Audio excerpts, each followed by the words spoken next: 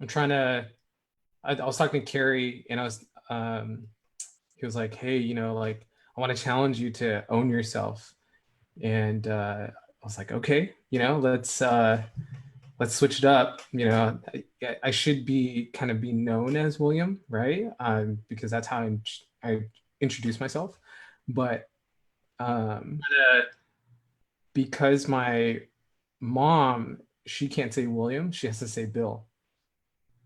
Why? It's just, she can't curl her tongue enough for Like it. like a physical thing. Yeah. Yeah. Too many syllables, maybe. Cool. Hey, we're live. Okay, so Okay. just chit-chatting a little bit here, waiting for people to come on, and we'll get started. Hey, Sam, good to see you. Barbara, Jody, Douglas Johnson, welcome to you guys. Thank you for joining on. Hey And there. my good buddy here, William, or AKA Bill, in the Kill Bill movie.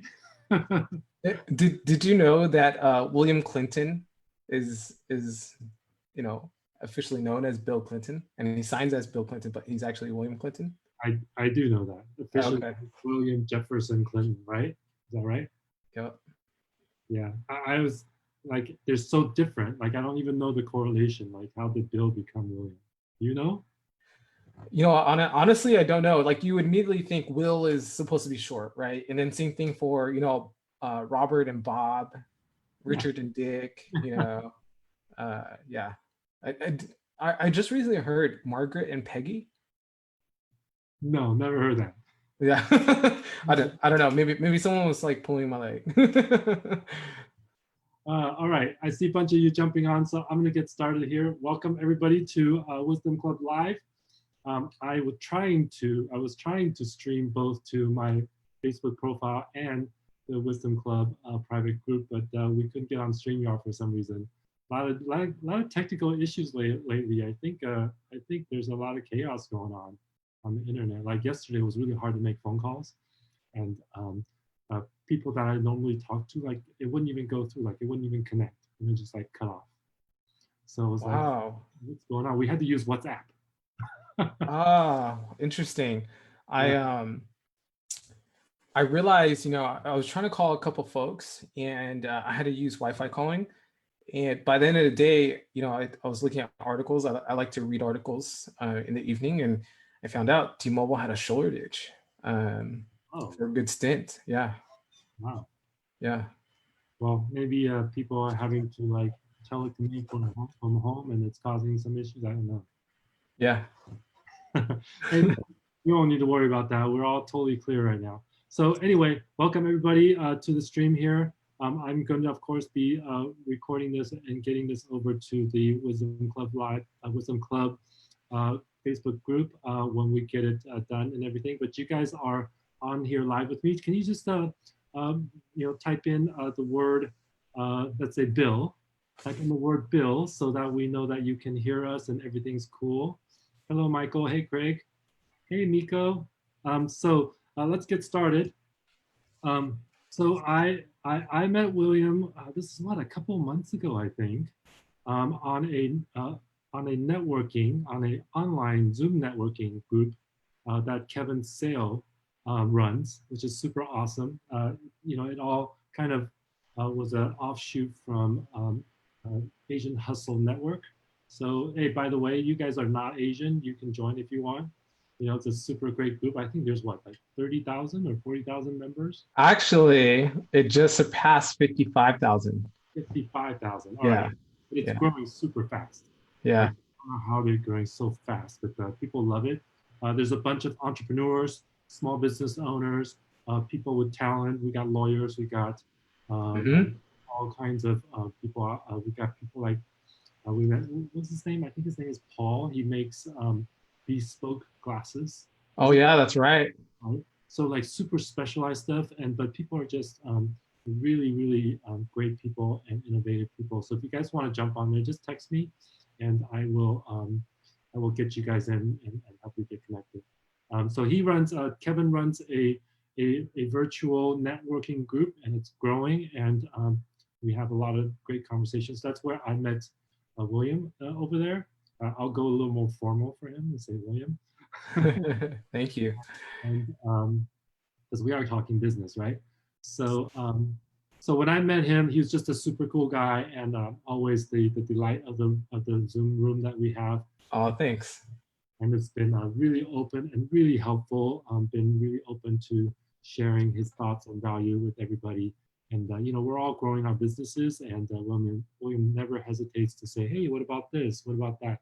So I really appreciate it, and I want to get into some conversations with him because, you know, I really didn't have any really in-depth conversation other than just some experience with him through the networking, and so I want to have him on and find out his interesting story in life here. So without further ado, William, take it away and tell us some of your background, where you were born and raised and stuff like that, and kind of like us to date. Yeah. Well, hey, first off, Leo, thank you for allowing me to come on this platform. To all of you out there, this is actually one of my, probably the first time I've ever been interviewed. I've actually ran something before where I was kind of in Leo's position, but we could probably talk about that more later. Yeah, I just want to thank you for the platform to speak to your audience. Yeah, so I grew up, born and raised in LA, the Los Angeles area. Actually, really kind of grew up in El Monte. And that's if you know LA, it's around the 605 and the 10 freeway. My opinion, best Mexican food, hands down. And with that, man, I have to at minimum have Mexican food once or twice a week. I went to school at UC Riverside, and you know, Mexican food was kind of limited, and I was really surprised because it's Southern California, you know. But yeah, I had to have it. I didn't realize, you know, how much it got incorporated into, you know, my average meal, right? Crazy. So because El Monte, I'll tell you what I know. El Monte has some great either El Monte or surrounding cities next to it has really great Taiwanese food too.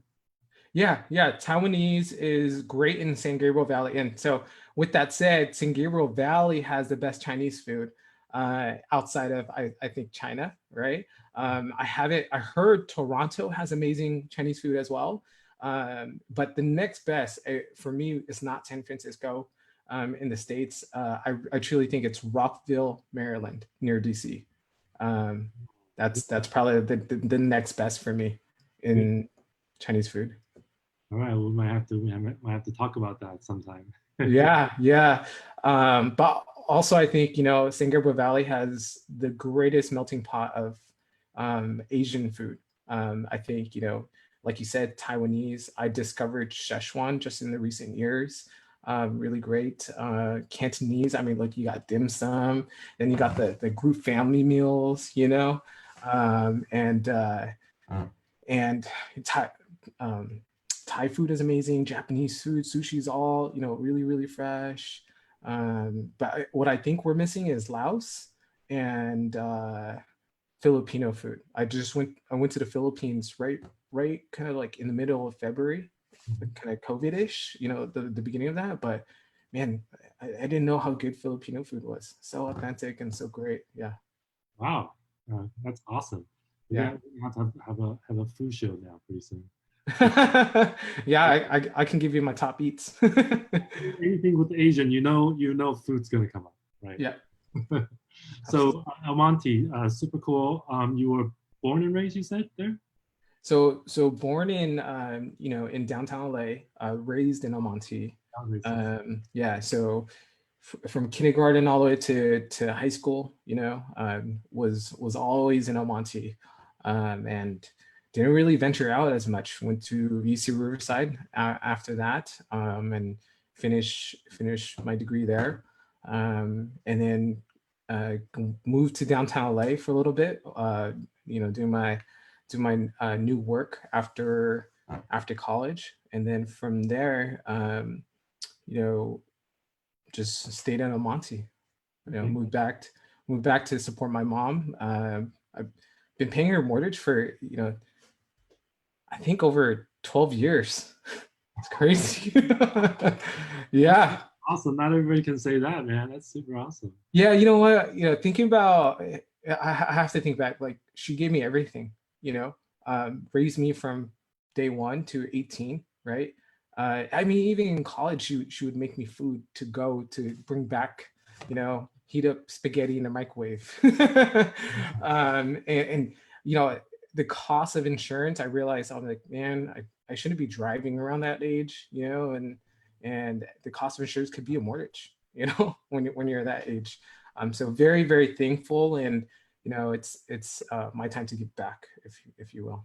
Yeah, awesome. I think all the moms should take note, like treat your kids really good, and then what can happen? 12 years of mortgage. Yeah, yeah. It's honestly, for me, no brainer. I just paid off her car, and I bought her car 5 years ago. Paid that off as well. So yeah, I think she has it really, really nice. Yeah, yeah. Awesome. So tell me. I mean, you didn't really venture out too much out of El Monte as you were growing up. Like, what's life there like for you? So, man, I kind of felt like I was living more on a deserted island, if you will, right? Because I didn't really have to venture out far. Again, going back to the food, I'm a big foodie still, actually, and so you know, um, I'll tell you this: back in the '90s, when I was growing up in high school, it was kind of scary, right? It was the age where you can't walk home alone. There was a big racial divide, and luckily, a lot of people knew me. I was very much so the guy that people would ask questions. Hey, how do I do this problem? I was really great at mathematics, and science, and so just I guess you know being nice and paying it forward. I remember one time I was walking home, and these guys were following me, and luckily, I had someone else kind of come up and say, "Hey, just leave him alone. He's not doing anything wrong. He's very, very much so about like the student body and helpful for everyone." So just looking back, like although it was a rough time, I'm very fortunate. Yeah, I think a lot of people have forgotten about the 90s, when the riots and stuff happened, and really heavily impacted LA a lot. I was at the time in Torrance, and Torrance was a nicer area at the time, relatively to closer to LA, and so we saw a lot of stuff too. And I think we forget about that. Back then, people were not as aware of stuff as they are now. Like people are so aware, what's happening and what's going on, and um, uh, it's a little easier to stay away from problems, right? We didn't have Yep. all the communication back then like we do today, so it can be scary. So like you said, in the old days, can you imagine like you didn't have any cell phones or nothing? You're walking around, Oh like, yeah. right? You got nothing but the shirt on your back, right? Right. You have no backup. Like somebody, wanted to, do something, you had no backup. So usually, like if you're walking, typically you go with friends. You're walking with friends to go somewhere. Like, hey, you call up a friend from home, like from a wire, and you hang out. You go, I'll meet you at such and such, and then like you Right. go up there, right? Yep. Um, so yeah, it's really fun to kind of reminisce a little bit how different things are now, even though we still have some racial issues like we do now, a little bit similar to them, but the environment is so different. Absolutely. Absolutely. So so cool. So let's talk about what like first of all, tell everybody like what you do for a living Hmm. and what you're maybe and maybe just touch on a little bit what your interest is surrounding that, like what's your jam. Yeah. Yeah. So I am a strategic HR, human capital management consultant. And I work for TriNet, which is a publicly traded company that really helps small to medium-sized businesses provide a Fortune 500 HR solution, right? Um, if you think about, a little over 30 years ago when startups started happening in Silicon Valley, venture capitalists, private equity firms were looking for a way to attract and retain top talent from like, the Facebook and the Googles of the world, right? And how do you do that with a startup? So they leverage our model for that. But where I have been very, very successful is in the franchise space. And I love what I do. I'm so passionate about it because growing up, I watched my parents just flip over businesses left and right. One, because they didn't know any better. They just came on boat to achieve the American dream, right, from Vietnam, and no one really kind of gave them guidance on what a good business looked like. And sometimes some attorneys or CPAs, don't know any better as well, right? The laws, rules, and regulations are always ever changing. And so with that said, with the TriNet solution, I'm able to provide a better advantage to small to medium-sized businesses so they can operate the way they want to, and they can focus on what they want to focus on, right? Drive revenue, delight clients, all that kind of stuff. Yeah. When you say small to medium businesses, tell me like how small. So typically, I would say like around 5 employees. Okay. Yeah, and some of my largest clients are around like 450. Actually one at 1,000. So, yeah. So that's basically everybody except the solo entrepreneurs, right? Yeah. So I would say a little over a year ago, we actually did help those solopreneurs out. Yeah, but just recently we switched to 5 or more. Okay. Yeah. Okay. So just like in general, what kinds of HR services? Just kind of rattle off a little bit. Yeah. So just think about everything close to like head to toe from an HR perspective. You're looking at the technology platform. The full life cycle of an employee is done on the technology, right? Onboarding to payroll to benefit enrollments, benefit management, and termination, post-termination, if you will. All the reporting capabilities are on there as well. Full integrations with like different accounting softwares. So from a technology perspective, you also get a designated HR team, if you will, right?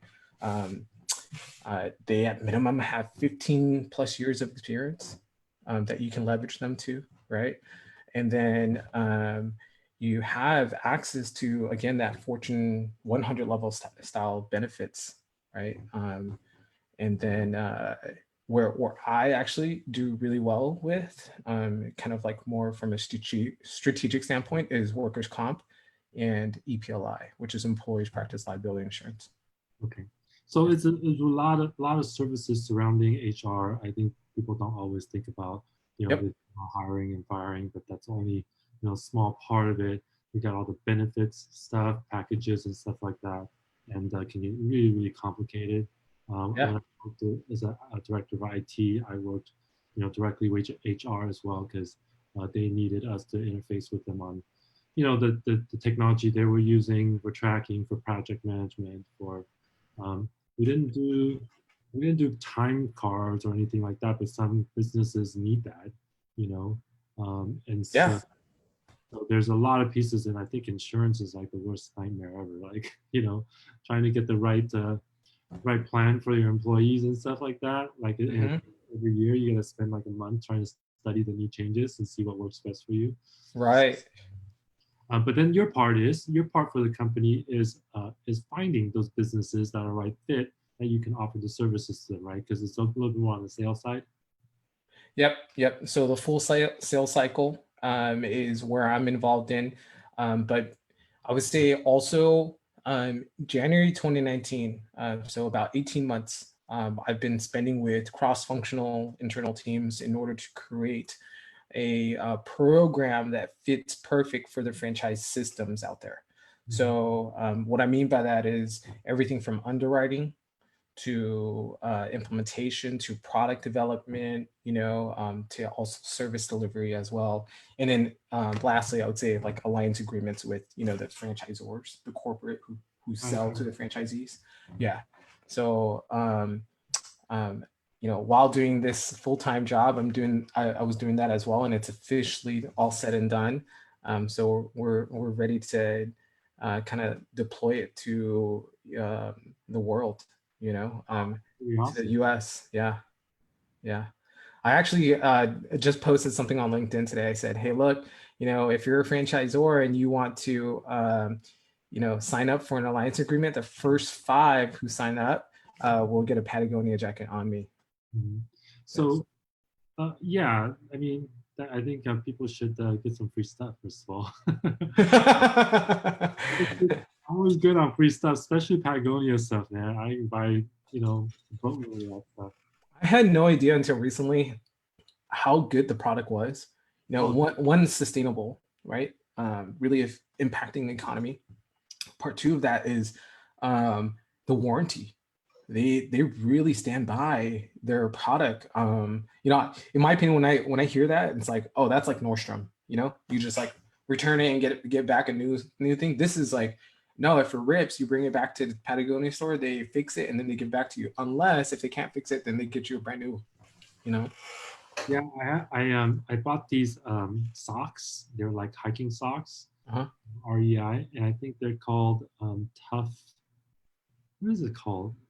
Tough enough or tough socks or something like that. Anyway, the word tough is in there, and that they guarantee lifetime. It's like a lifetime warranty. Like wow, is that by Patagonia too? No, it's not. It's they only make socks. Okay, I gotta look into that. Yeah, and they're like the best socks ever. Really? Like, it's not like just selling a product that say, oh, it's a lifetime, warranty, because Oakley started that, right? And yeah. Oakleys, just go and get new ones. So it's like that. But if your product sucks, well, then you're going to keep returning it and get new ones. It's a hassle, right? But this is awesome. Like Oakley is awesome, right? Like it's like it lasts like forever. Oakley's, Yeah. It's like the same thing. And like I've never had socks like keep their elastic, not just your ankle, but like throughout the entire foot. So like the entire foot and the arches and everything, and it just stays that way. Can you send me the link? Yeah. They're like really expensive. I think like $30 a pair or like 25. Hey, look, it's worth it if it's gonna last long, in my opinion, right? I just want to buy more, but like, buying 4 pairs was like $120 or something like that. I was like, okay, one round and then come back and do another round, because they literally like they don't go bad, like totally. And then how socks like they unwind themselves, like thread starts coming apart from the ankle and stuff. Like this is like perfect. So I don't know, it's really cool. So yeah, Patagonia, it's another awesome company. So cool. That's really exciting. You're helping with deploying that piece of the business. See how that goes, and then be able to deploy it. I think that's really smart. To really get into the franchisor, business, because it kind of, I can see that you guys can really offer a lot, to the franchisees as well, because they're going to have employees as well. And if you have like kind of more of a turnkey HR solution, right, then it kind of grows exponentially, right? Absolutely. And what I found is that private equity firms are looking to diversify their portfolio, and so like it's no longer, hey, I want to put my money into manufacturing or tech startups or that realm, if you will. They're saying, look, franchises are profitable. I'm going to buy a master franchisee agreement or an area development agreement, which means like you're buying. Let's say, Leo, you wanted to buy for the halal guys, and you want to buy for Southern California. No one else can go into there except for you, and that's your agreement with corporate. And so these private equity firms and also investors are finding that if they were to buy these agreements and just go scale, they need a solution on the back end so that they can scale faster, right? The difference also is that when you're running like 3 locations or more, every entity gets a lot more complex, right? You need to simplify that as well. And so when you get to 3 locations, typically the they don't all start at the same time. So the workers' comp policy is going to be different. The payroll system might be different. And so by leveraging TriNet, I was able to provide a way to create uniformity and standardization across all entities, right? And so now the scalability is available, right? And in addition to that, you could budget, predict, and forecast. So It's a line item that you can have there, it's standardized, and I think for the franchise business, it's all about like, hey, turnkey, Mhm. everything I can duplicate and stamp it out. I can stamp out another location and stuff like that, and Yeah. be able to do that. How did you get into this business? The franchise world. Well, just the HR sales basically. Yeah, that's funny. Okay, so I worked for Enterprise Rent-A-Car prior to TriNet, and I worked for them for about 5 years. I helped spearhead the exotic car collection by Enterprise as well, and so I knew a lot of the car dealership owners here in Southern California, along with collision center owners as well, because I developed a relationship in which if you had a Porsche, right, and it got in a car accident, and you know how that is in Southern California, right? It's happening all the time, Oh, especially when it rains. the fancier the car, the more likely. Yeah, and the longer it stays in the shop for, because you have to get parts from Germany, or it's hard to source, right? And so the length of rental is actually longer. And if you think about like Leo, I'm not sure what kind of car you drive, right? But for some of my clients who were in Beverly Hills, who they need for status, right? For brand recognition, they need to drive an Aston Martin or a Porsche, right? Then they needed a replacement that was equally the same. Mhm.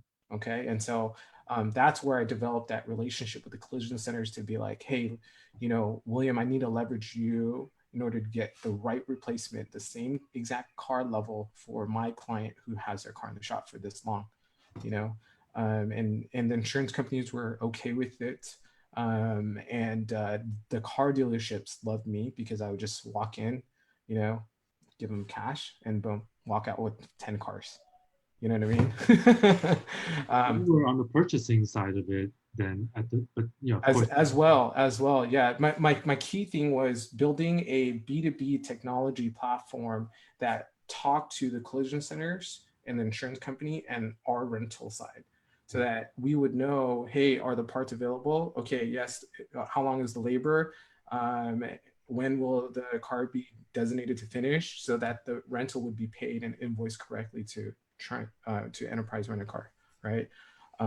So by selling that B2B technology, trying to identify, hey, look, we want to go to the automotive industry, right? We want to create an automotive vertical and automotive solution for dealerships and collision centers. Will you come on board? Someone had told them I had great relationships in Southern California, and so I got headhunted by TriNet. Now the automotive vertical didn't kind of play out for TriNet, and the reason why is because a lot of dealerships use an ERP platform, kind of like an accounting software, which is called DMS, Dealer Management System, and they're kind of archaic, and so the integrations aren't there. You know what I mean? And so although I didn't close too many dealerships to come on board with TriNet, I still did fairly well, and me being a foodie, I was really good in the restaurant space, hospitality space, right? And then came to multi-unit, and then franchises, and that's how I got to here where I Oh, am. it's super awesome. I mean, it's very, very entrepreneurial, and very, looking for niches, looking for specific verticals, and leveraging like what you like to do and what you're good at. It happens to be what you like to do too, because that's what it sounds like, right? You Yeah, know, absolutely. and then building the relationships, which is one of the things that like I thought was really cool, because building relationships doesn't come natural to people, a lot of times. And then, you were, well spoken, you were relaxed, it's easier to talk to, you Oh, know. thanks. I So, appreciate that. that goes a long way for you. So, anything in sales, you do great, so cool. Tell me a couple things. What is Main Street Mondays? Yeah, so Main Street Mondays is actually my initiative, where the vertical that I work for, TriNet is divided up into, different verticals. Okay, so there's the technology, which is all technology software or anything related to the technology industry. Nonprofit vertical, financial service vertical, professional service vertical, and then there's Main Street. There's also life sciences, but Main Street is everything that's kind of gray and blue collar, if you will, right? And so that's the vertical I work for. And then I'm the national franchise practice leader, which means I'm the subject matter expert in the franchise space. But what I realized is probably over a month ago, that I was reading articles about how Wall Street type of, companies, right, were getting funded, whereas like the Main Street type of client, companies weren't getting funded, and kind of like rubbed me the wrong way. And I was like, man, if you think about it, the Main Street type of companies are the ones who generate the most jobs for the economy. You know, they're feeding the most families, and they're getting impacted hardest. And so for me, I was like, I want to be able to spotlight and highlight these Main Street companies who are still staying resilient during this time, but also maybe being innovative. How are they reinventing their business so that they could sustain? And so it's not launched yet. It's not official, but it will be coming soon. And typically they're either going to be my client or someone who's already talking to me, or someone that I have identified through a news article or something that's doing something different, right? Maybe like a manufacturing company that was maybe a machine shop but started making masks and giving that to hospitals for free. you know um, I know of actually a meal prep slash quick service restaurant out in Fountain Valley in El Monte called Be Nutritious. The owner, Brian Nguyen, said, hey, look, I want to help out industry employees. And if you ever worked in hospitality, industry means that you're working in, at a restaurant or something like that, right? So he's like, this one Tuesday, I know a bunch of you have lost your jobs. If you want to come in, meals on me. I mean, that's amazing, right? Another great bakery called Padaria, also in Fountain Valley, they chose a hospital every other day or a week, once a week or something like that. They delivered a bunch of cookies to frontline workers. I mean, if you think about it, like unsung heroes helping unsung heroes, you know? uh, that's the way like things should be. I feel like so much of the time, like I see so many opportunities like that, but the culture doesn't necessarily support it oftentimes. And then because people are thinking about themselves, and we are growing further and further apart, even though we are so close together. Like physically, as population grows, we have to live closer and closer together. But in many ways, like we're growing further and further apart, as far as connecting and connections and stuff like that. And that's actually one of the reasons why I started this show, is because we were in the pandemic, and I'm not used to not seeing my clients, doing appointments, talking with people, and seeing face to face. I couldn't necessarily, I didn't know if hiking was safe. Like I'm supposed to go hiking, Yeah. like arrested, or something like that for being outside and all that stuff. I played volleyball every Saturday morning and stuff like that. I got all that had to stop, so I couldn't see anybody, and I held out for like like a few weeks or whatever. Like, yeah, I gotta do something, and I just kind of buried myself in work. And then after a while, like I'm alone by myself so long, and I wanted to start a podcast. Yeah. So, so I thought, okay, well, let me set this thing up and start a podcast. And I got a friend of mine was going to co-host with me, and I set it up, did all the intro music, outro, all that stuff, Uh-huh. all that stuff. I got it done, and then we did a couple of episodes, and I was looking at it, and I go, this is just a Facebook Live, you know? Why did I go through all this stuff and all of my audiences are already here on social media and now I got to push them to podcasts by starting doing a podcast? I'm not like trying to like do a highly produced, you know, talk Yep. show or nothing. You Yep. know, I'll connect with people and then like, hey, talk about what's going on with them, how they're doing, what's your business doing. If there's help needed, we can get it out to people. You Yeah. know, but then like being selfish, like, hey, I just want to know what's going on. How are you doing? You know? And so this is kind of just born off of that. And I really enjoy it. And so I'm going to continue to do it because people really get a lot out of it. And I'm getting a lot of different people come on. So that's kind of how this started as well.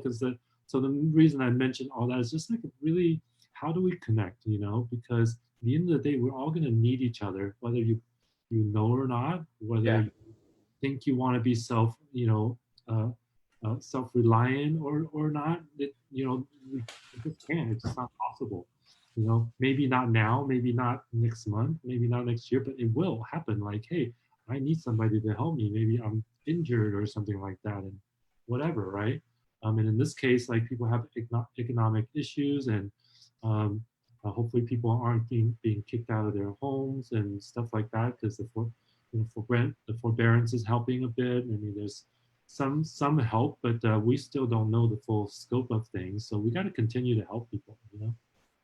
Absolutely. I agree. I agree. And honestly, um, I the reason why I hop on to network with Kevin is because I know that a lot of them are kind of startup entrepreneurs, if you will, right? They may not be in tech, but they're kind of still like figuring out their ways. And I just want to be there so I can offer any strategic advice that my expertise that I've learned over the years, with different businesses, what works, what doesn't work, and for me, it's all about value forward and giving back. Yeah. Um, yeah, so I'm just thinking out loud, like it's because we're kind of doing things along the same lines. Maybe at some point, you know, if you have a client or something like that, we can kind of come and bring them in on like a three-way, you know, and kind of talk about stuff. You know, that'd be pretty cool. That's something that's an idea. Yeah, Cool. absolutely. Absolutely. I'll just take a moment here. Those of you who are watching this, if you're watching live, great, thank you for being here. If you have any questions, go ahead and just chime in. And if you're watching on a replay, feel free to ask questions. We'll be tagged on this, so we'll circle back to you. So just feel free to interact if you can. Yeah. So let's continue. Food. We're all getting close to dinner time. So like your number one go-to. My number one go-to for food, honestly, off the top of my head, it's a small little mom and pop shop called PP Pop. Right? It's a weird name, but I stumbled upon it. It was like uh, a mom and son type of day, and I just went on Yelp and I found it. And so since then, I would say a good portion of my circle of friends and network skip Mama Lou's and Din Tai Fung in order to go to PP Pop. Wow. That's how good it is. Wow. And so during this time, they just continue to do takeouts and stuff like that. They're all good. And Yeah, yeah. And additionally, they sell, I think, like 30 to 50 pieces for less than $10 frozen so that you can take home and do it yourself. You just heat it up, Xiaolong baos to go. and then dumplings and like whatever pot stickers and stuff like that. Those are Yeah, like Asian food and Chinese food is like the most resilient food ever, right? Like, like you could do so many things and like so easy, and you can have it all the time. It's very sustainable because they have like what, billions of people in Asia to feed. It's yeah. efficient. And one of the things that I'm most proud of with Asian food, okay, is that the efficiency of cooking it and then getting it on your table like fast. Yeah. It's like McDonald's fast, but then it's Yeah. not like just a meat patty and a couple of buns and stuff and you throw and you go. It's like cooking, it's like cooked food, and they get it on your table like fast. And you're hungry, you don't have to wait, right? Yep. So that's what I'm most proud of with the Asian food. So I was talking to this restaurateur out in Hollywood. Has about 7 restaurants. And this guy, he's like, I have so much respect for the dim sum world, because if you think about it, they're so small, and then like they spend so much time making that, and how to make it look really, really nice.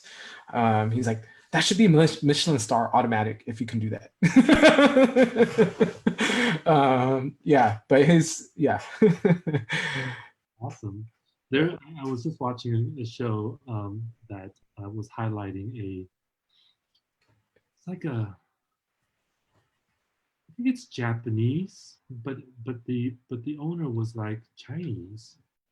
But then he was talking about all of these ingredients that uses like super fresh and like everything handpicked, Hmm. fish and everything all handpicked. And he's a Michelin 1 star, and he's working toward the 2. Oh, So and I think it's the only one, only Michelin star um, restaurant like that. I think in California or something like that. really? Yeah, so I have to go look it back up. It looked really good and interesting, So Okay. Yeah, send it over to me. I'm curious now. yeah, we're gonna have to do a round of something pretty soon. Yeah, for sure. Okay, cool. So let's do a couple of things here. What aside from what we've talked about so far, what else you got going on in your life? Yeah, so uh, I connected with the VP of development, who is the VP development for Hub. Have you heard of Hub yet, Leo? Yes. Okay. For your audience, those of you who don't know Hub, Hub is a new social media platform that's very similar to LinkedIn. In fact, it was founded by the co-founder of LinkedIn. And the great thing about this is that it's built on blockchain, and it also kind of does like an automatic background check to make sure that you are truly a person. Because if you think about Facebook and LinkedIn today, there's a bunch of bots and sometimes fake profiles, right? And so that's the value behind the Hub. And so I partnered up with the VP of development, and they have asked me to start a group, and a group on their platform called Franchise Startup, which is um, for me, it's a way for me to help those established brands who are looking to franchise, right? Don't know where to start. And then also for those folks who are looking to buy into a franchise but need to learn a little bit more, right?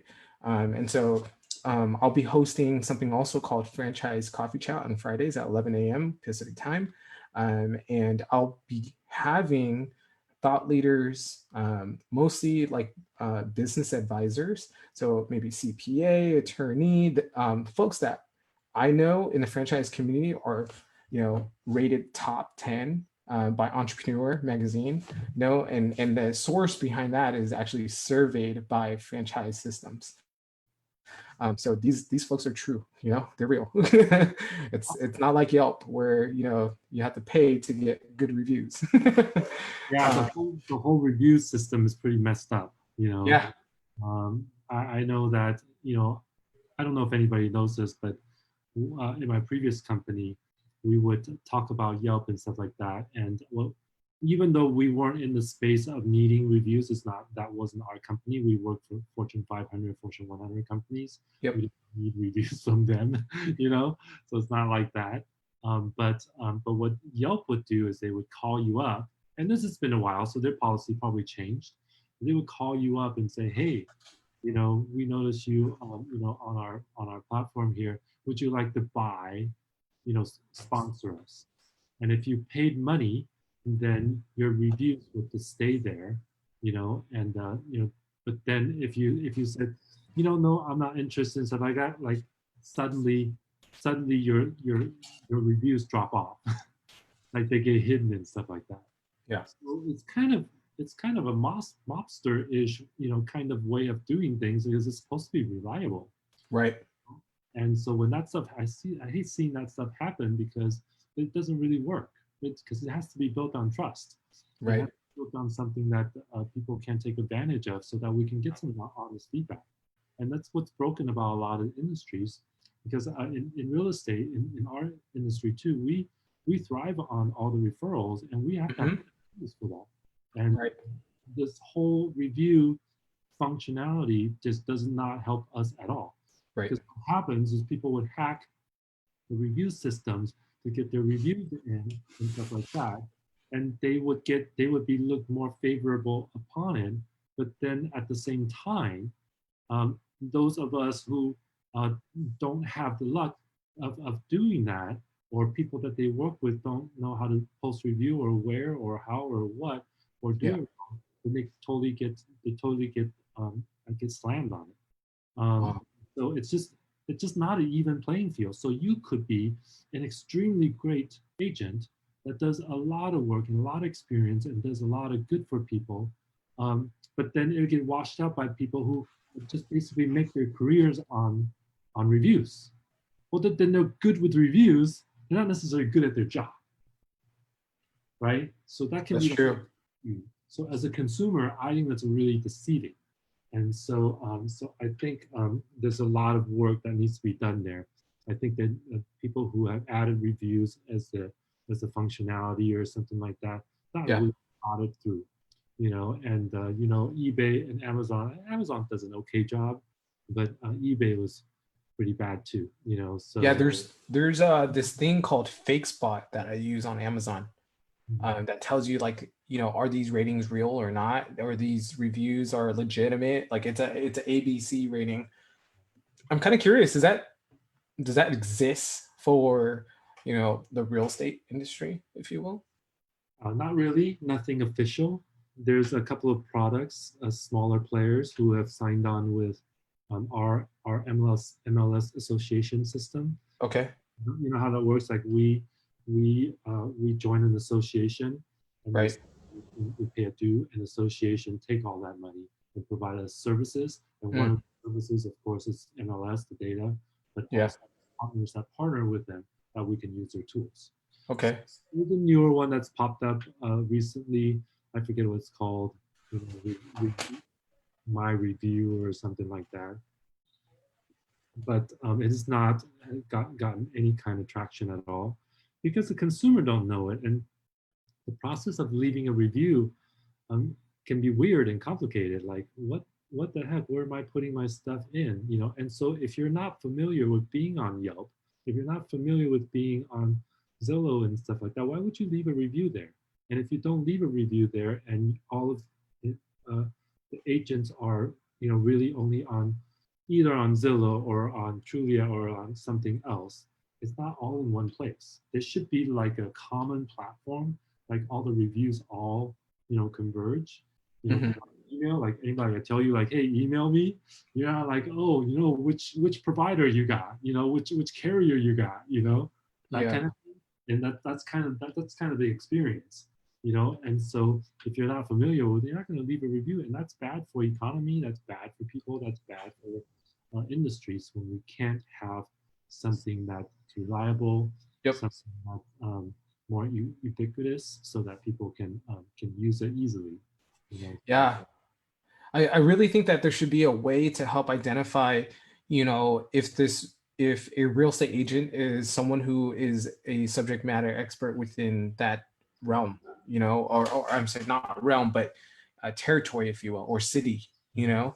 Um, I wonder if there's a way to kind of like show statistics, like, Leo sold over $1 billion in real estate last year, and here's his average, square footage, or, you know what I mean? Like, there should be something like that. So that way people can tell, like, Leo's rated A plus, because of his statistics that he's had, yeah, the problem with that is that it's extremely subjective.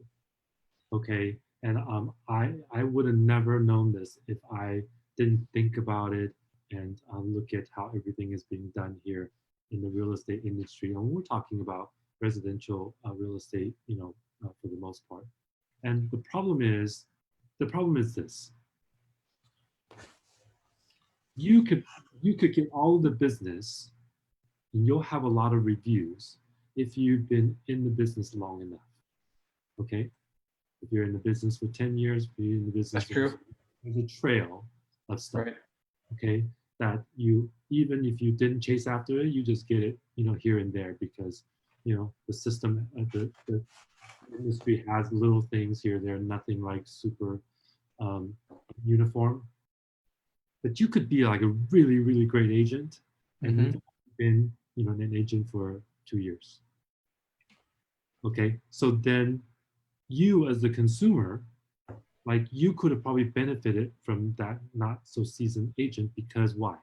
Because he's newer, maybe because he's younger and is hungrier and is going to do way more for you. So the review doesn't reflect that because he hasn't been around long enough, right? Then he might have certain expertise. So I'll give you an example. If he's really good at social media marketing, Yeah. a person who's been around for 10, 20 years, not going to happen. Right. Because we don't have an industry where agents who have been around a long time, because we're all basically work like an independent contractor, Right. unless you build out your own company and your own real estate office, then it becomes a more bigger business. But for the Right. most people are independent, contractors.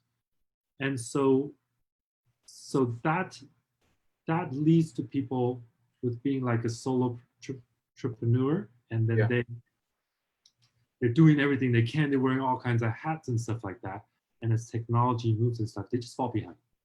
Especially if the industry is not supporting them with the technology that's coming on the market, which they don't. It's sort of like, a wild, wild west kind of thing. And it's always been that way, And so those are the kind of the failure of things, that the pitfalls I see.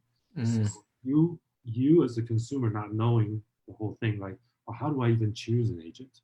So what ends up happening, like, people choose agents for the wrongest reasons ever. Okay. Okay. What are those reasons? So number one, I choose an agent because the family member. Ah, okay. Oh Okay. yeah, they're gonna do right by me. But Yeah. honestly, unless they're a full-time, agent that work the industry day to day, like, they're just not going to be able to service you.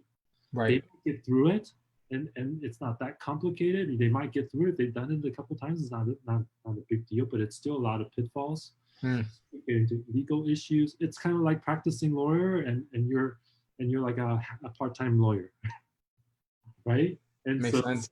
hire somebody, like, you want a part-time lawyer to, like, defend you if you have, like, a serious issue, right? Right.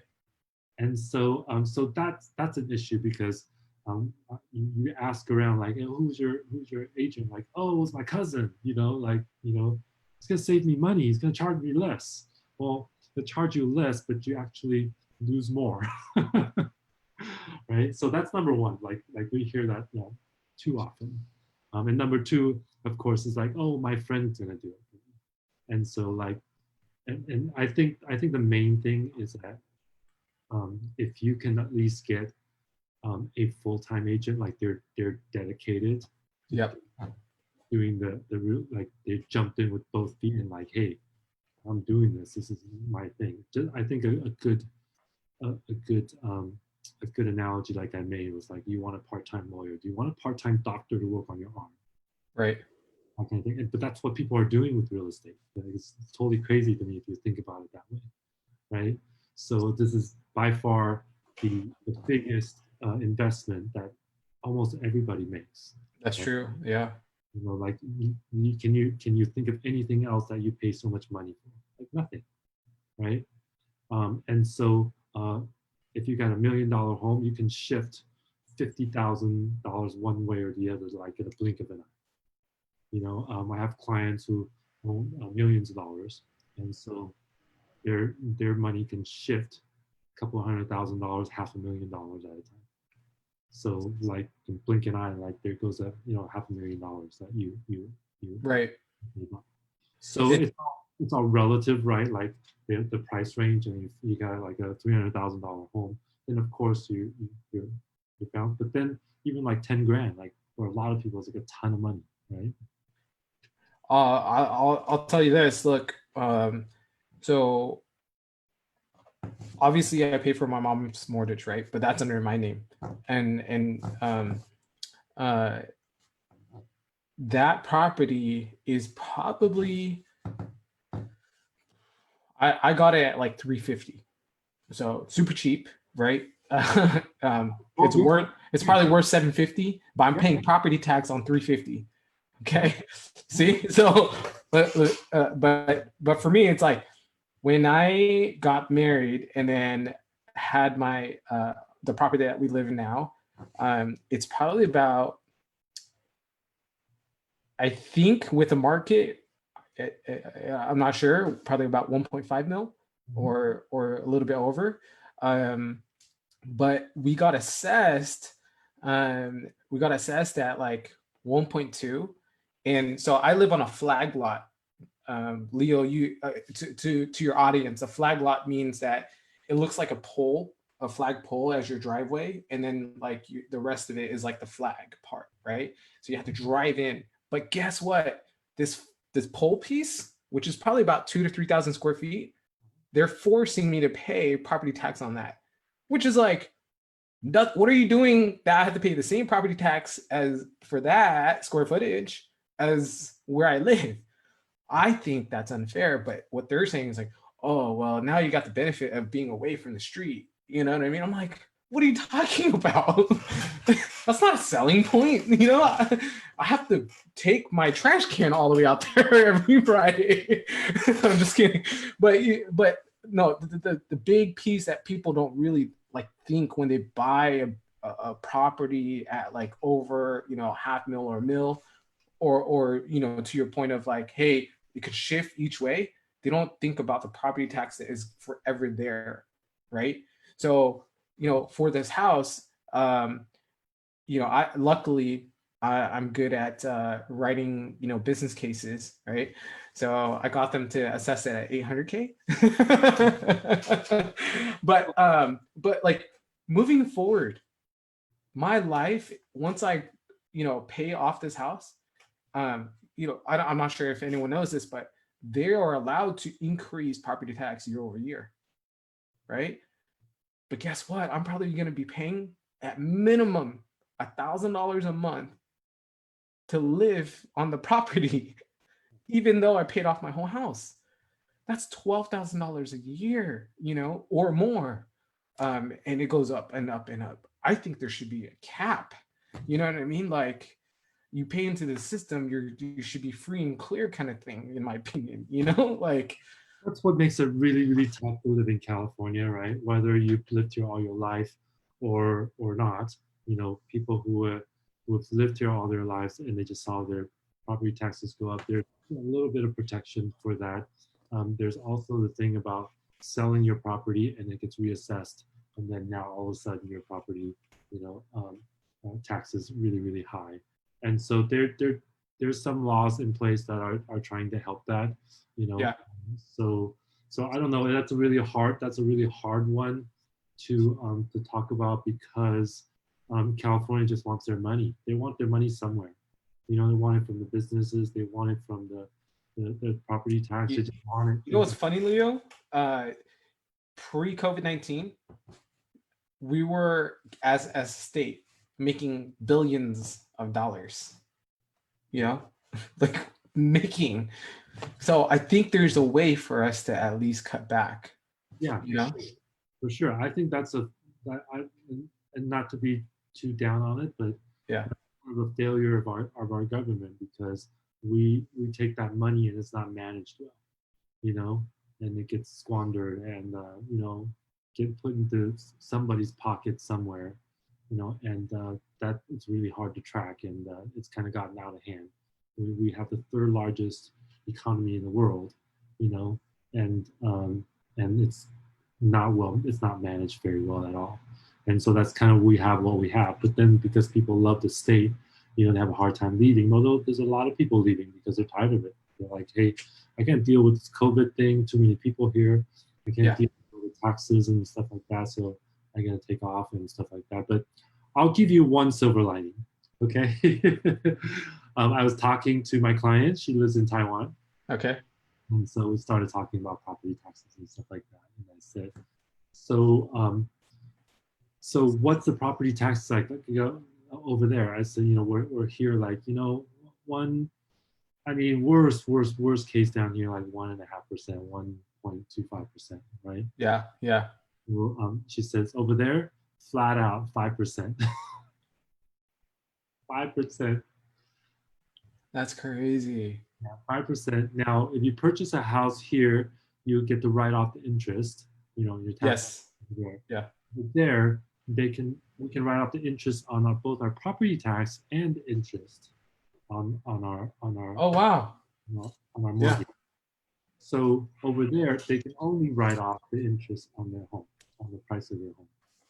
So that 5% is like no break. Oh, yeah. Yeah. Yeah. No, that makes sense. Yeah, yeah, Hmm. 5%. So Let me write a letter to our, mayor and governor. that makes you feel better, right? Like 1-ish%, okay, I'll take it, but it's still high. It's hard. Yeah, yeah. Hey, one kind of like life hack that I figured out. If you buy a property, and you leave up one wall, if you're doing like from ground up work, yeah. Leo, you seems like I'm gonna have you deliver it. Yeah. So if you want to flip a house, or if you want to remodel your house like really big, if you leave one wall standing, so that it was the original wall that you didn't tear down, then it will not trigger a reassessment of the building.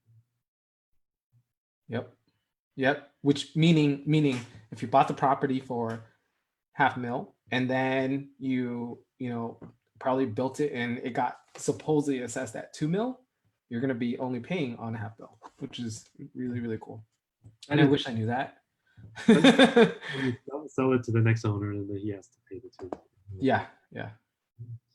Very cool. You're a very smart man. You know your real estate also. Hey, someone once told me if you have 7 different revenue streams, I think you're going to be in a really good place, right? And yeah, so although my parents migrated from Vietnam, my grandparents both migrated to Vietnam, and so the origin, or the genesis of my culture is called Chu Chow. Have you heard of that before? No, I haven't. Tell me about it. Chu Chow, TEO CHOW, 2 words. And Chu Chow folks are really known for bartering. Yeah, that's just, they're really known for it. And I think every Chu Chow person that I know personally has their hand in some type of business. Right. And so I think it's just innate in our blood somehow. But to that, I'm really looking to figure out like diversifying my portfolio. You know what I mean? Like I look at myself as my own private equity firm, if you will, right? That's my personal life. So with that said, that's why, I'm curious about real estate, and hoping the market drops in Irvine. Yeah, tell me, what do you think? Is the market dropping? There was an article that said San Francisco is people are leaving and the market's dropping a little bit. So what about Irvine and OC? Yeah, no, super great question. So I'll touch on the San Francisco Bay Area a little bit. Not that I'm down there and all that stuff, but we all know that it's a crazy market over there. It's just gone skyrocket, sky high. Yeah. For quite a few years now, and people can't afford it. And people just can't afford it at all. And what's happening is during the COVID, people start finding telecommuting solutions, right? So people start moving out of the city very quickly. Just this is just within the last few months. Yeah. Start rethinking everything. So they're moving out of the city, and so of course you have less people, then you have less demand. You have less demand. The price is going to drop. Now, I wouldn't say just because it's gone up so high, for so long, it's not going to drop that quickly. I mean, it had to be some sort of mass exodus, and we're not seeing that. We're just seeing people like looking at alternatives. So they're moving, an hour out, to Napa, San Jose. My friend works at Folsom County, Sacramento, and stuff like Yeah. that. I'm looking at those options like, hey, I can get way better a property if I just drive out, a couple of hours or something like that. And I can just commute. Or I'm going to start my own business, and my business is online. I don't need to be in a certain location. So now it allows me more freedom. Yep. And so because of COVID, it's allowed more opportunities for people to start businesses that are not attached to a building. And they also see that buildings are a vulnerability, right? Oh, like if I have a storefront or a building or people come to the office and this stuff could happen, and now I'm paying for this building and nobody is coming to the office, right? I have to shut it down, the office and stuff like. So people are learning now very quickly, like, hey, that building's a liability, man. You know? And so it doesn't make sense for all businesses, but for some businesses, they're definitely thinking that. They definitely would not be thinking that if we didn't have this pandemic, right? So that's what's happening there. So we have some movement there.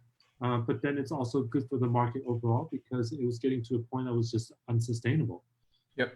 Too high, not enough property, people can't afford it, something's going to burst, right? So instead of bursting, people found secondary opportunities now because of the pandemic to be able to spread out and make more new opportunities about how they work, where they work, how they live, where they live, and stuff like that. So that's good. That's the thing about the Bay Area and the Silicon Valley and stuff like that. So so there isn't necessarily a drop. I don't think there might be some flattening out before anything starts tanking. It's always like that. It's not going to drop suddenly unless there's a disaster type of thing. 9/11, COVID, right, stuff like that. So that's what my thoughts about that market up there, just from a higher level. Not trying to get down to any specific levels. But I do think, you're absolutely right, I do think that if you're up in the Bay Area, I think this is a good time to sell. It's a really great time to sell if you're thinking about that, to sell to get the highest amount of money you can for your property. Because we don't know the future, and that's the fun thing about real estate. We don't know what's going to happen. Right. Everybody speculates, but at the end of the day, I don't think everybody really knows. But I do think that it's a good time for several reasons. Is because the prices are not going to go up too much higher in the next couple of years. It might kind of flatten out, might increase a little bit, might decrease a little bit. We have this little tolerance at the top. Right. Something else might happen that causes it to go one way or the other. But since it's been high for so long, it's more inclined to come down instead of up. But we don't know what that's going to be, like what kind of social issues, economic issues are going to cause that, and we kind of just wait around for that. But I don't think it's necessary to time the market. I just think that if you're thinking about moving and you've got a lot of money, equity sitting up there, it's a good time to cash out. So let's talk about Irvine.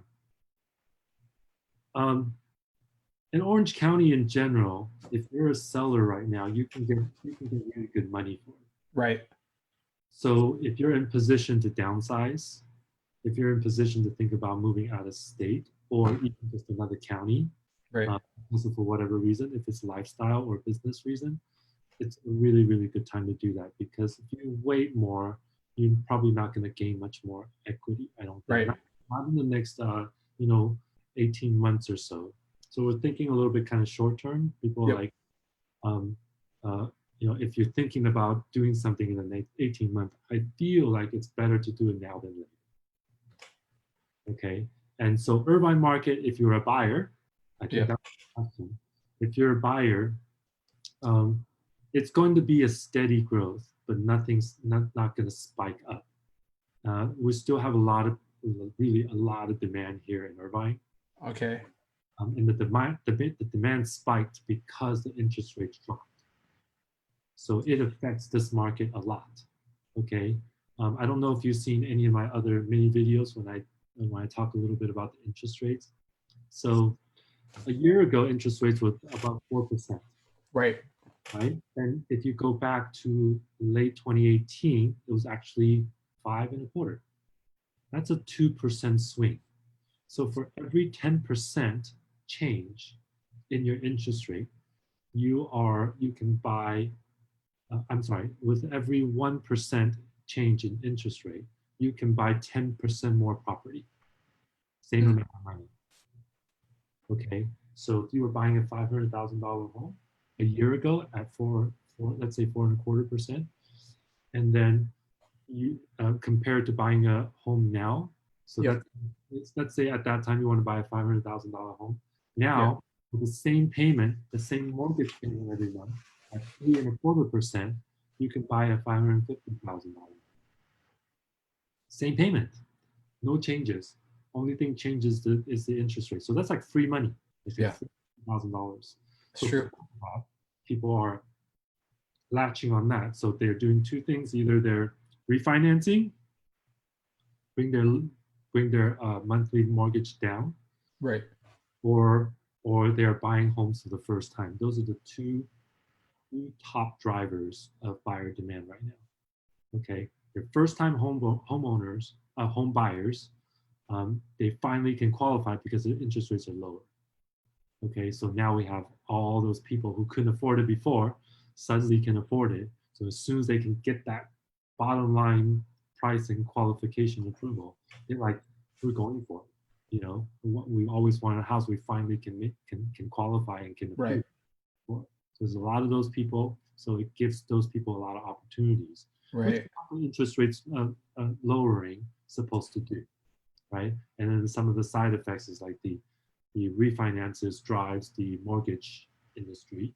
So people refinancing actually lengthens, right, the mortgage period. So if you Right. paid 23 years, I mean, if you paid 7 years into your mortgage and then Right. you buy it to another 30 years, well, you're backed up another extra 7 years, takes you 7 more years longer to pay off your home. Mm-hmm. People are not thinking 30 years anymore these days. They're thinking like, I'm going to live this home for like 7 years, maybe even 10 years. Nobody thinks 30 years anymore. Right. So for those reasons, like there's no evidence whatsoever that it's going to drop, especially in Irvine. Irvine is the highest demand market in Orange County, right? And so you might find other cities surrounding Irvine that are going to get like really good deals, lower property taxes. So those markets you can get really good deals because they can drop a little bit. But I can tell you right now, there was so much pent up demand over the last 3 months. Everybody's back on the market right now. Everybody. And what we're seeing a lot of also is that people, like I was mentioning earlier, a lot of people relocate, like they're relocating from the Bay Area to here. Yeah.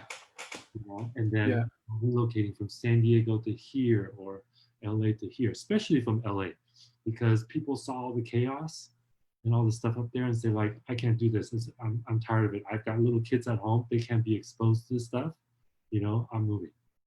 So I'm getting a lot of calls and a lot of conversations with people that are moving from LA because it's too much.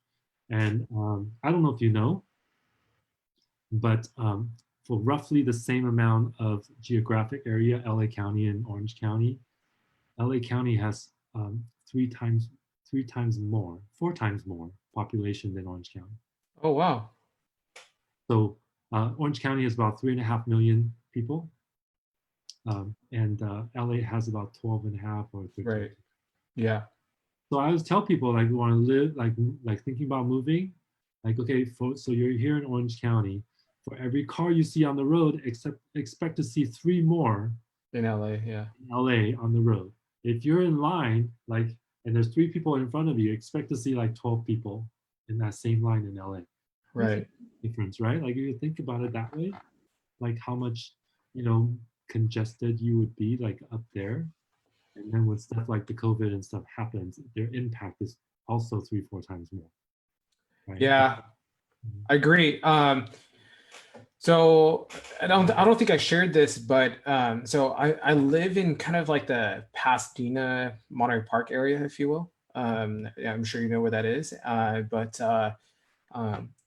my first year at TriNet, I had to commute from here to Irvine, and my office is off the 405 in Jamboree.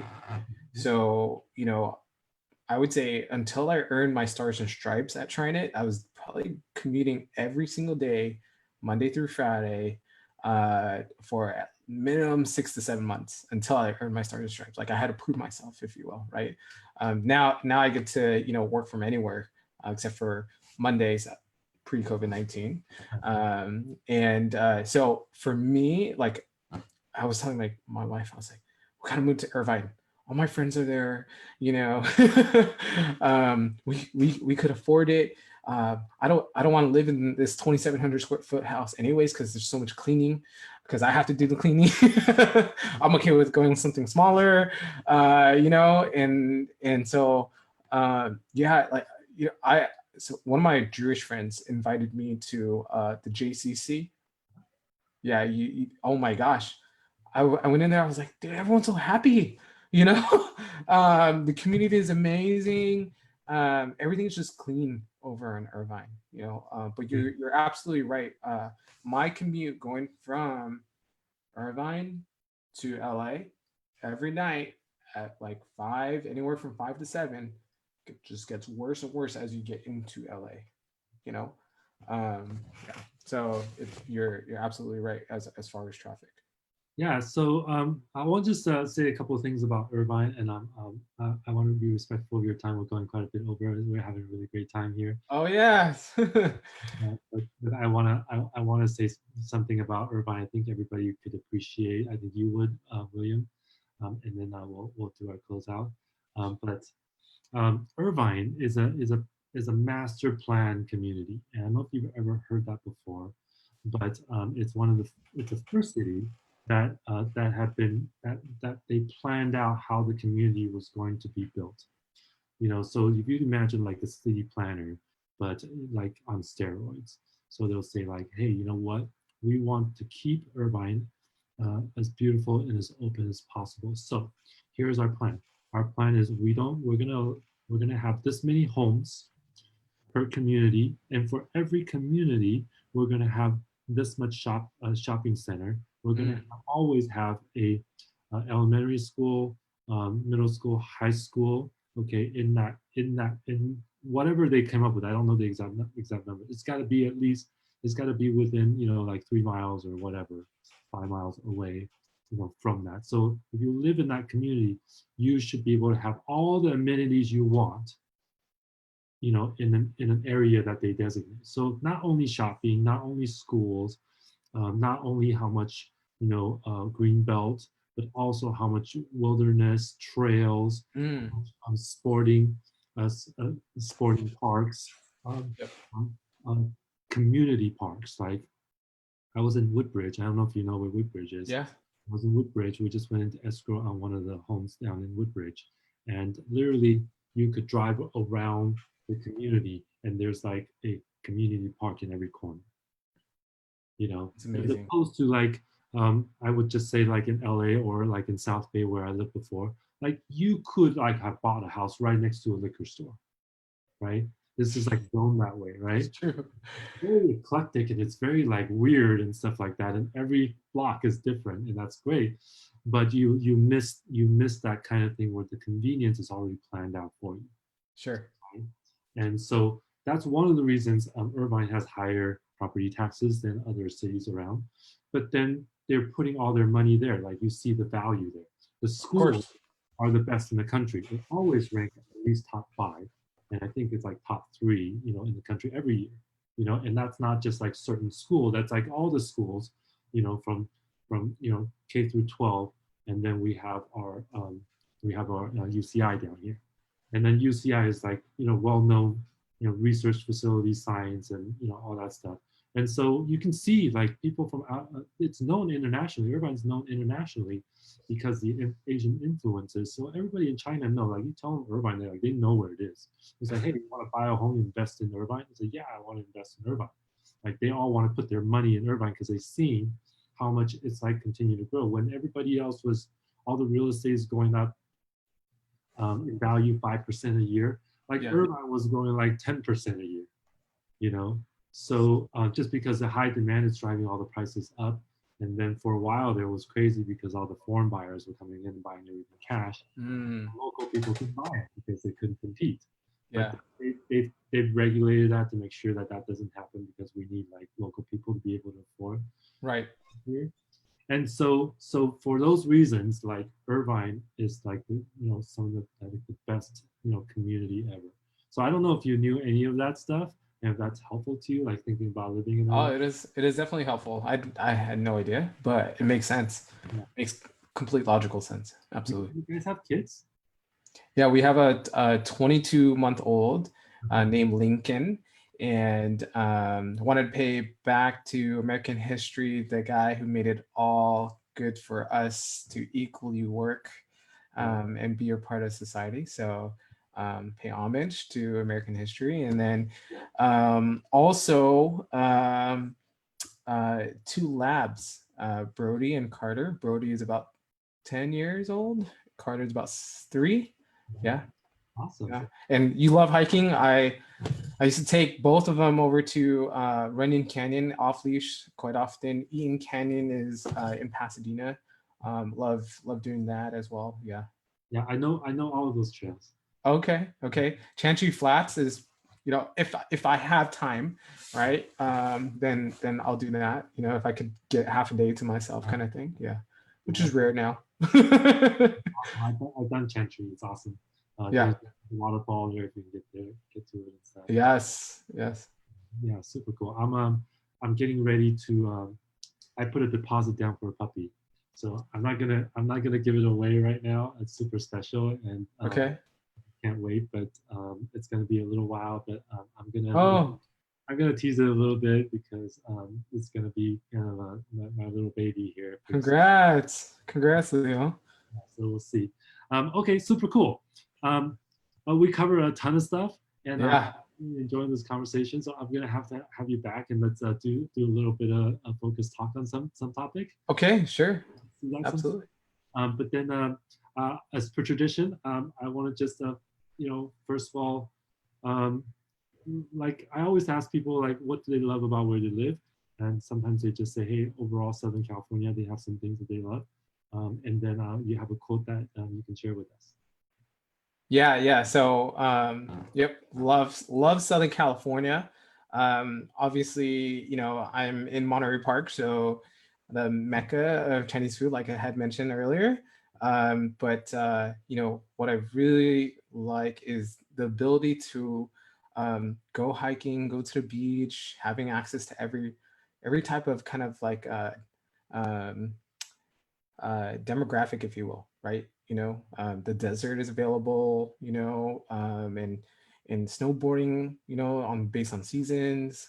So, like we have really nice weather. I travel a lot, so knowing that year around, I'm in a good place with weather. It's really nice.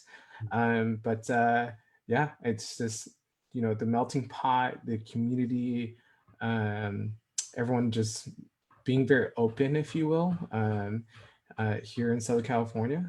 And yeah, there's a lot of commerce here as well. People got to get along, and then we all got to work. So Yep. we all got to do all our parts, right? So, all right. And the quote that you wanna share with everybody? Yeah, this one is by Gandhi. Live as if you were going to die tomorrow, but learn as if you were to live forever. Wow, amazing. Yeah. I think we all have to remind us that every day because we always like take things for granted and forget. So thank you for that reminder. Great, super great quote. All right, William. Super great talking to you. Yeah. I learned so much from you. Yeah, no, it was amazing to come on board. Again, thank you.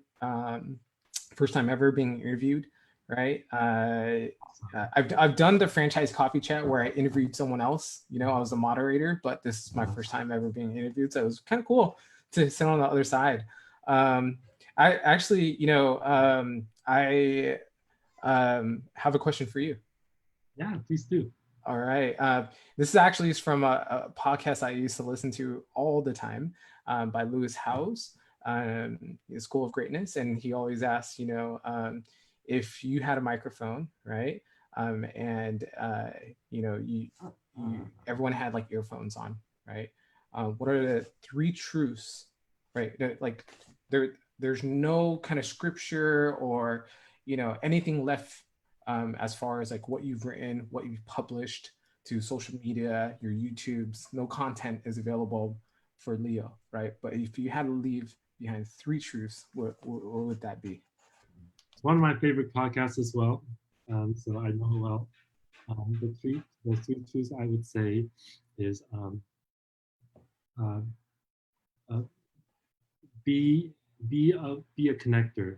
Be someone who you can connect with others because without everything's connected anyways, and if you resist against that, you really are resisting yourself.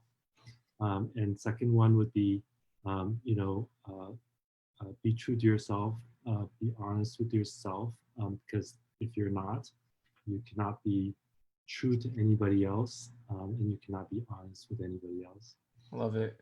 And number three is just live life to the fullest. Yep. Live life to the fullest, and I don't just mean that like it sounds cliche and it's talked about a lot, but when I say live life to the fullest, I don't mean go like bungee jumping and stuff like that. Right. Everything is in your experience, and the more you allow in, the more you experience, and the more fuller you're going to experience. Because when we can do that internally, we have all the power and all the possibilities in the world. And so I think that can really open you up from things that you never thought possible. So I hope people can take that to heart, because we all have a tendency to see so many things that are coming at us, but then we don't. I think overall, of the three things I mentioned, it's really about connecting with yourself, knowing yourself, Yep. and then be able to receive and then connect with another person. I think if we can all do that, I mean, the world would be an amazing, amazing place, Absolutely. Absolutely. Oh, again, thank you so much. I look forward to the next one. Bye, everyone. Thank you, everybody. Thank you for watching. We had a great time. We will come back with another great guest tomorrow at 5. So if you guys enjoy this, please join the group, the Wisdom Club. We'll have the link up there for you.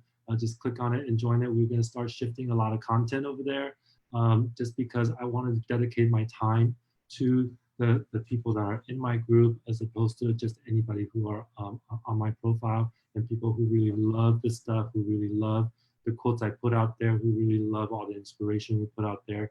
There is no drama. There is no news or anything like that. It's about the self-awareness and the community. So join there, and I'll see you over there on the other side. I love you all. Have a great Tuesday. Have a great Taco Tuesday, and I'll talk to you soon. All right. Bye, guys. Thank you.